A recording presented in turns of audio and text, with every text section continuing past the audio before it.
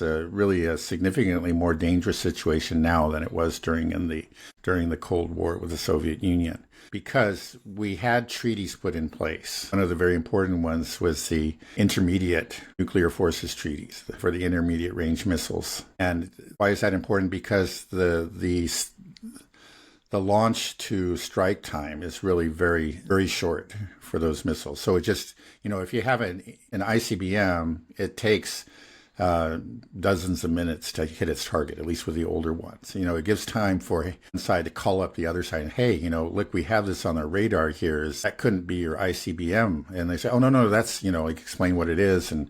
And okay, crisis averted. But with these intermediate range missiles, unfortunately that treaty was abolished. The U.S. withdrew from it, and the Russians stuck with it for a while, but they eventually withdrew from it too. Yeah, we're talking about just minutes, just like, and then with new hypersonic missiles and so on, we're all on it's a hair trigger.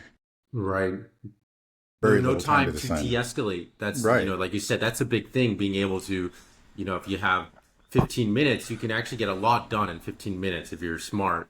If all of a sudden you're down to 5. Right. And you have lines of communications open, you're used to talk. Like, again, we don't have any lines of communication. Yeah, right. There fortunately, interestingly, there is a line of communication between our respective militaries. It's like the only communication and any kind of real negotiation that's been done since the war broke out is actually between the Russian and the U.S. military, not between the State Departments. Now, back during the Cuban Missile Crisis, Kennedy could call up Khrushchev, and they talked, and they worked things out. Even when they had hotheads under him who wanted to launch a nuclear war, the two of them worked out a deal.